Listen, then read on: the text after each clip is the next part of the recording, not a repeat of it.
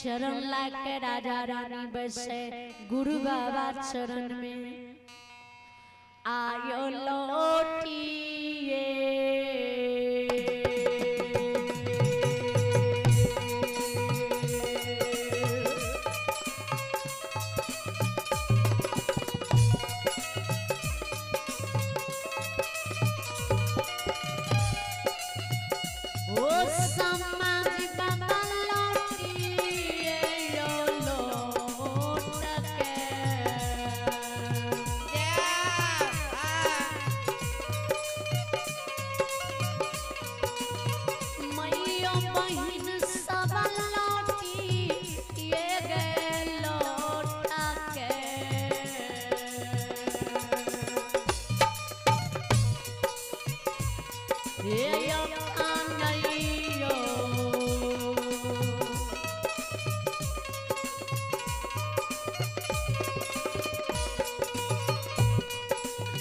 राजा रानी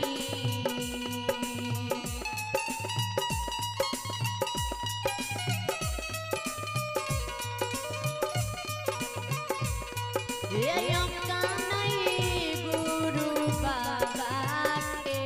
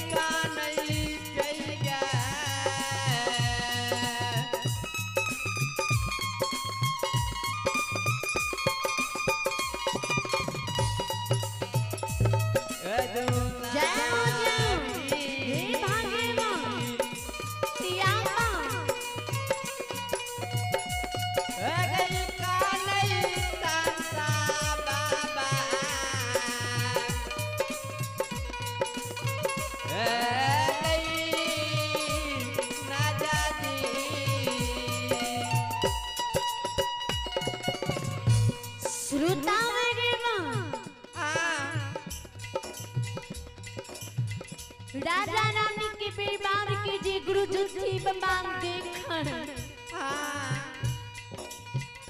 गुरु जुत्थी बमान के राजा किया ना चरण में बैस के कहै छियै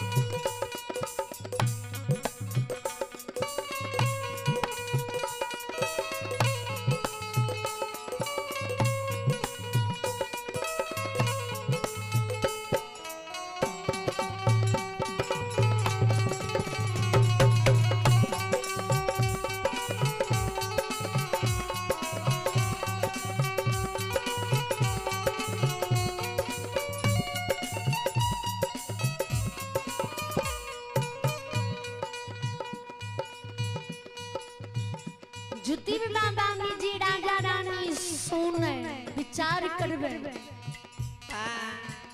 हे आड़ा पट्टी की बाबू मैया माँ हम ध्यान देवे गौर करवे। उस समय में राजा रानी अपन सारे दुख दर्द की कहानी भूल जाए। राजा रानी का गुरु बाबा की दुख की याद आवे। राजा रानी जुद्दी बाबा के केदली की दुख के कुशल पूछे। हे गुरु बाबा यहाँ कि भगवान कंचन काया तोड़ के कोर पुष्ट बनेने रहे। बिना अन्न बिना जल के बिना नींद बिना नारी के चिन्हाल लोग अनचीन के वह दुर्गति शरीर पर गुरु बाबा के भगवान 12 वर्ष केदली लिखने रहे।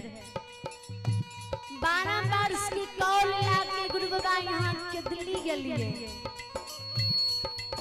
1-2 दिन ने 1-2 महीना ने 1-2 वर्ष ने ए गुरु बाबा बिना अन्न जल की केदली में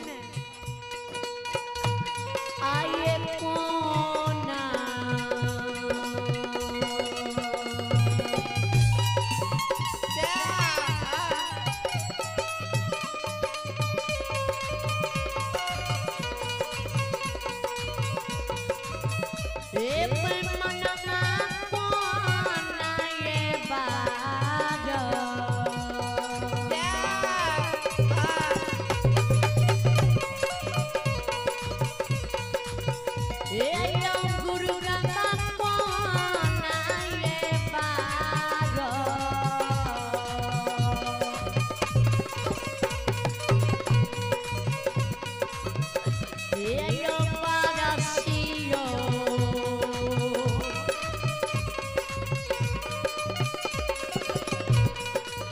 गुरु बाबा को साईं जो तीर बाबा बना वासीता पसिए।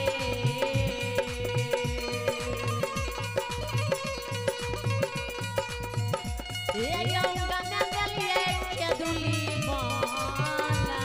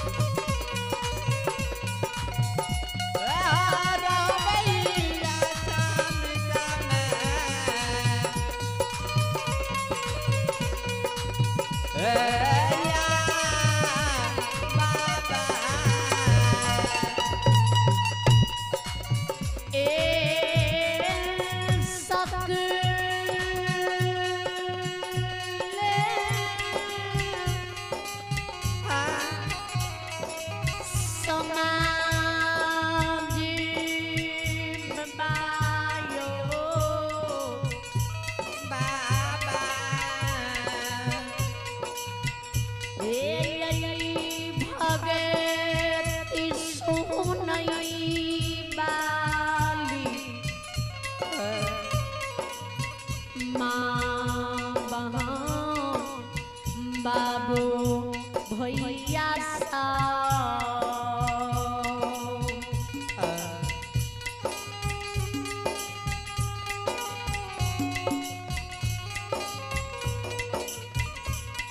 जुती बता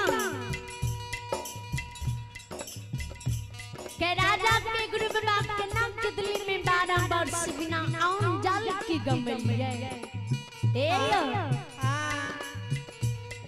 यहाँ के दिल्ली की कुशल गुरु बाबा यहाँ हमारे अछमित में सुना दिया जुती बाबा राजा बाबा सोने आंख से आंसू गिरे के लीला धारी एन दुख राजा के अछमित में पड़ल छै से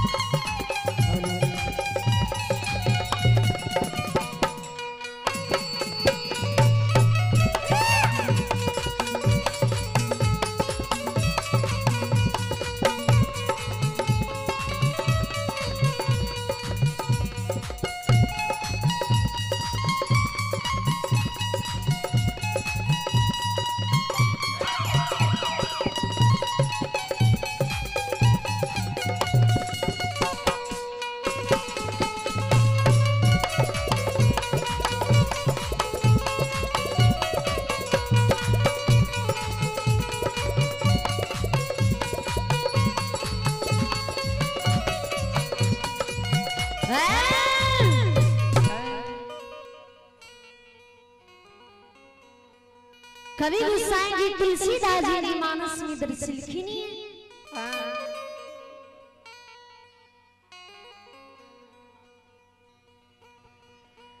कार में प्रधान विषि करो राखा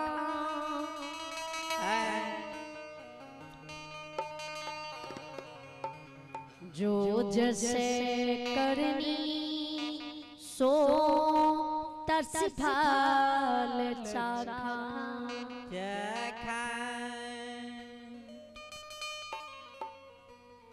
कर्म के अनुसार मानव की दुनिया में फल मिल रही है जिसने कर्म करी है परमात्मा वही मानव की हिन कर्म की फल रही है जुती बाबा चंद्रबली राजा के यहाँ कदली की कुशल सुनवे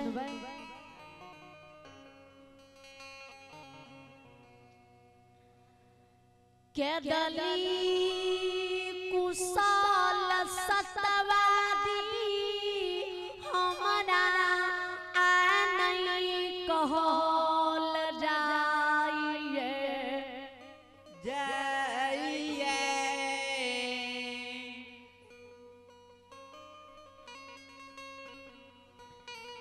बरबर कष्ट बरबर दुख खैर राजा कदली में बितैया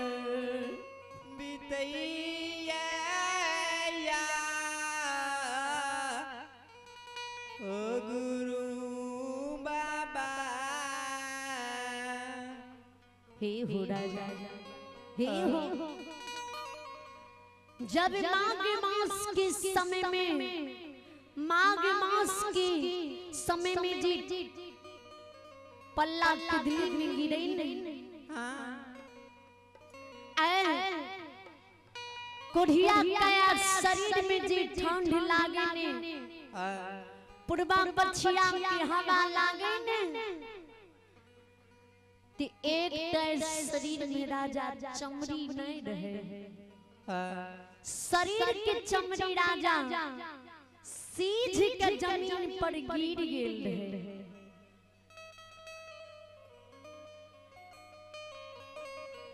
ठंड से शरीर के चमड़ी राजा के दिल्ली में ठिठुर जाए, शरीर के दिल्ली में थर थर कांपे, बनगोठा बीच लकड़ी चुइन धुनी रना के राजा माघ मास खेपे रही राजा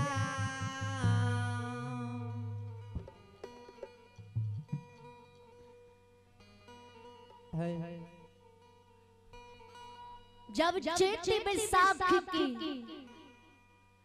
धूप मतो ना रौद लागे सूर्य भगवान उदय हुए,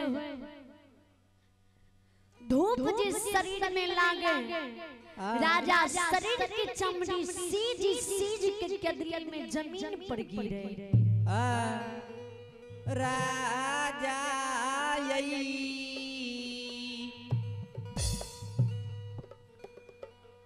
अनले जाता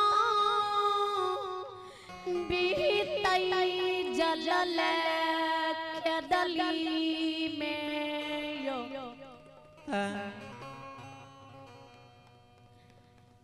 अतमा हमार व्याकुल होई छन छन प्राण उड़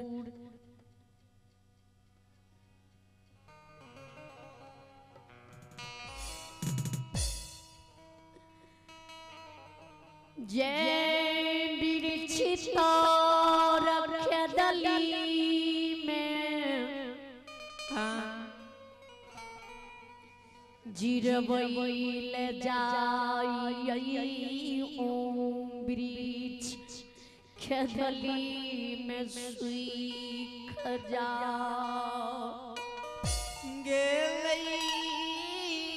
गेलैया सरता भगवान। जब सावन के समय में भादो मास के समय में तड़का तड़के बिजली छिटके मूसलाधार वर्षा के दिल्ली में बरसे आंधी तूफान बिहार बहे।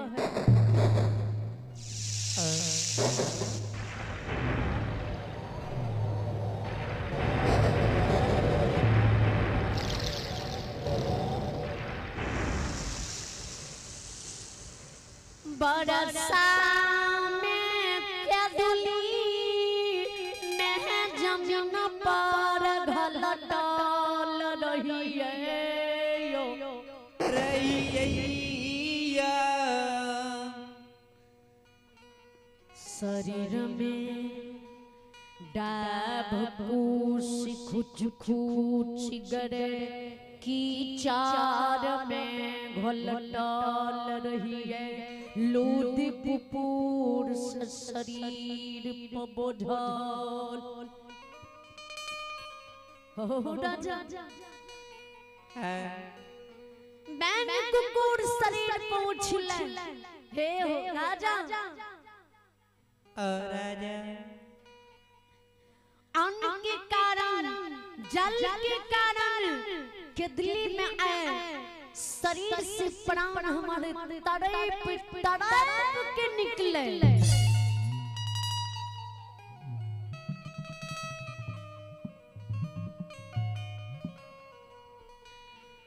प्राण के दिल्ली में हमारा छिट गई के दिल्ली जंगल में जमीन पर कोढ़िया काया शरीर मिट्टी में मिल गले शरीर पर डाब कुछ राजा खेदली में जाम लाल ललकैयौ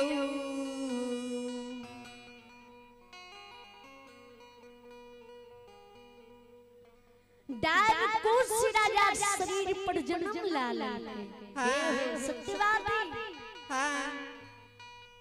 बड़े बड़े दुख खड़ के बड़े बड़े कष्ट काट के दिवरा भीड़ बन के राजा 12 वर्ष भगवान की तब के दिल्ली में लिए 12 वर्ष गमे आज के दिल्ली के दुख भोग के लौटलिया या राजा तोरा द्वारा छित नगरी अलिया हे हो सत्यवादी आये आपनो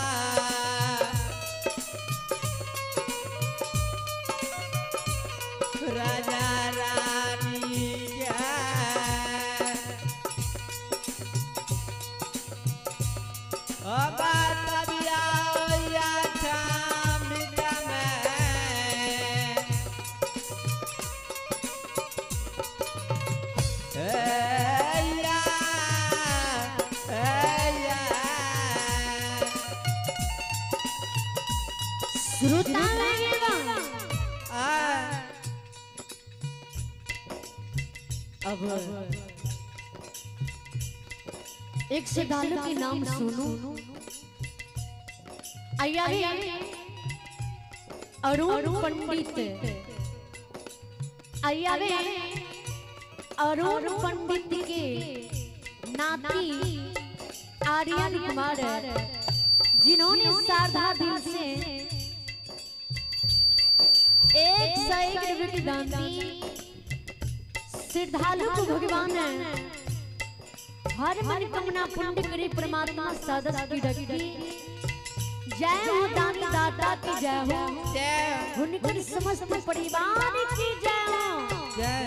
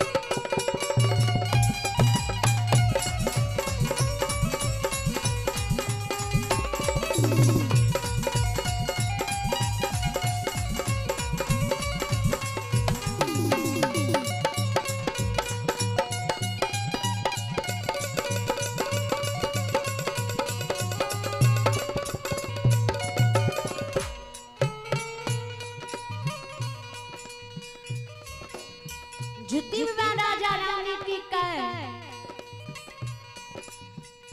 या यहाँ अपन कुशल सुनाबू सुनाबू जी कोना आयो या छित में खाए खेपे रही कोनो दिन गुजर काटे रही यहाँ के जी राजा हम झूठी बच्चन जाकर अछमित से कदली गलिए ओ बच्चन राजा अहाँ के अछमित में पूरा भेल की झूठ भागे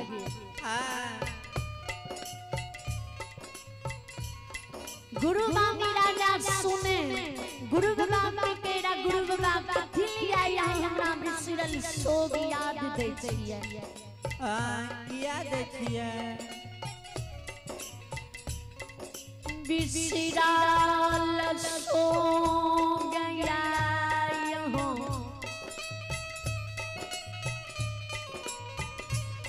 हमरा याद नहीं दियो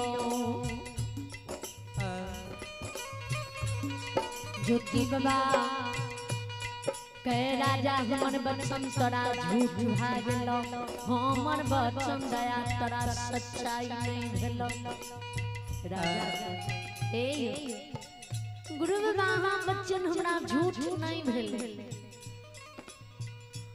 अहाँ के बचन गुरु बाबा हमरा अछमित में सच्चाई भेल रानीगढ़ से अछमित नगरी में गुरु बाबा 9 महीना 10 दिन पर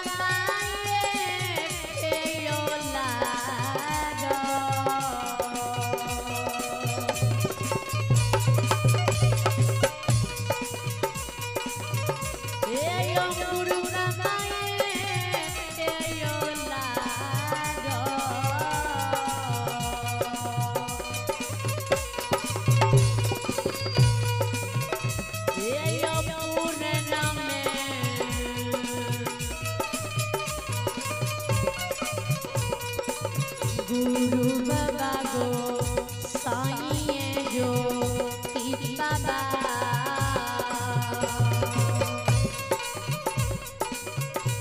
ए यो पांच पुत्र लेला तोइने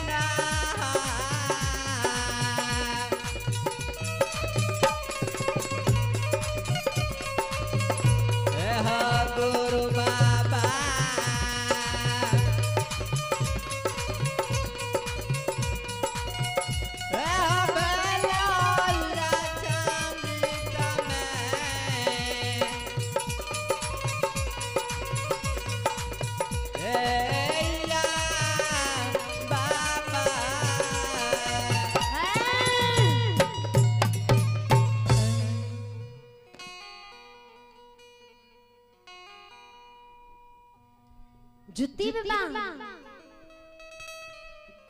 के राजा के 5 बेटा जी जन्म लेलके। पांचों बेटा की खुशी में बहुत कुछ लुटलिए।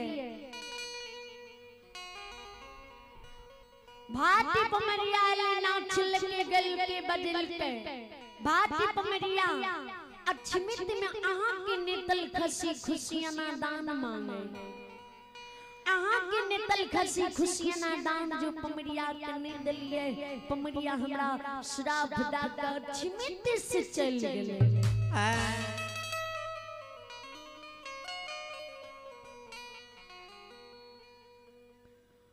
पांचों बेटा अक्षमित नगरी में मोर गेलई हो।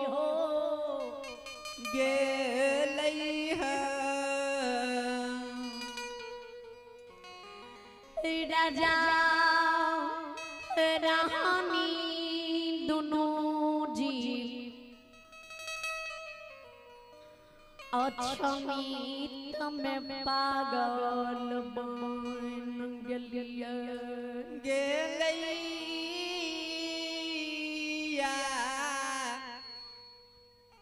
सुरता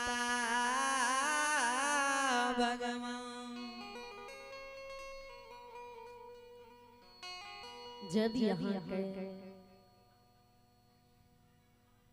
6 बार सिकदली बन में पूरी गेली। तब यहाँ के रूप धारण करके धर्मलाल बाबा हमरा अक्षमित में जाचे। कल कही हो सत्यवादी ये हो 12 वर्ष की कौल पूरी के राजा के दिल से हम 6 बरस में घुर गेलिया। हमारे नेतल खसी राजा अक्षमित नगरी में हमरा सुसार दाद हो।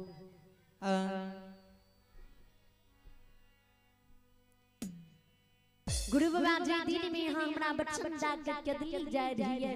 उस समय में गुरु बाबा हमरा एक बच्चन देने गेल लिए।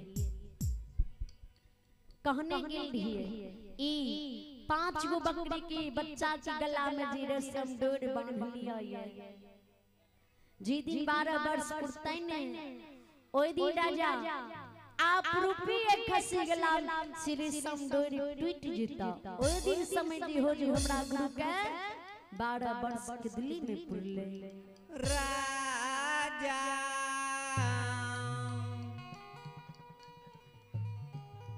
जम खसी गला रे समडोरी नहीं टूटता। ओई दिन समय जी हो जी आ हमरा गुरु के 12 वर्ष नहीं पुरले।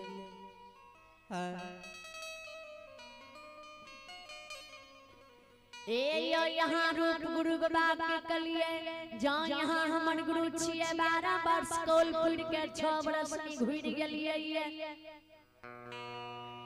आज ये खसी गला रे संडोर टूट जात। तब यहाँ का समय जात अहाँ हमर गुरु छिए। अहाँ के खसी डाली सुसार दा दे।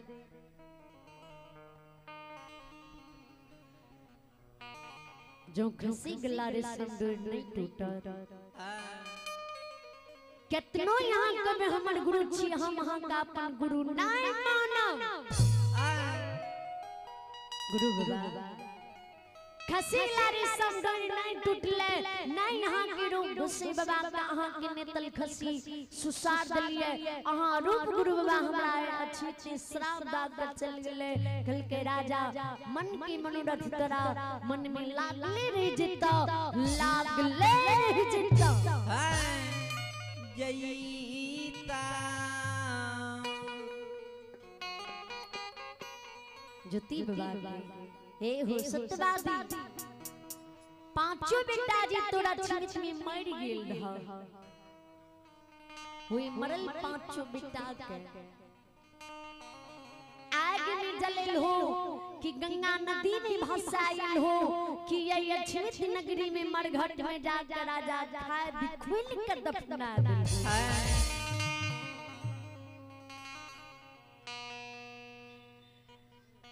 गुरु बाबा बानी राजा सुन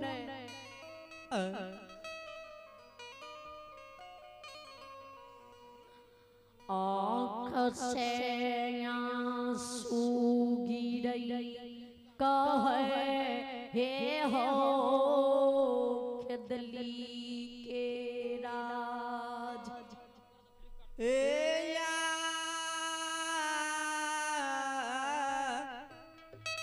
राजा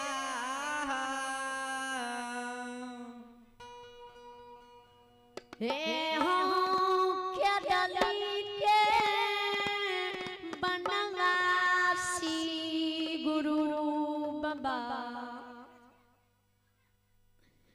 ने मरल बेटा आग में जार लियई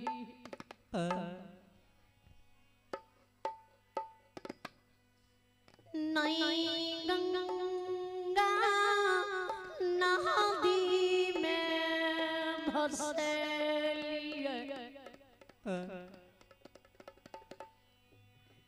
ने मरघट में जाके खादी कुइन के दफन लियई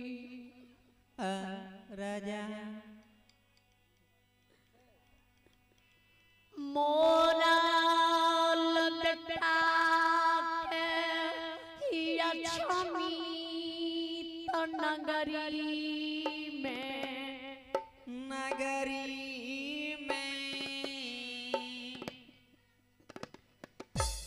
समाज बानी का टिका ठिके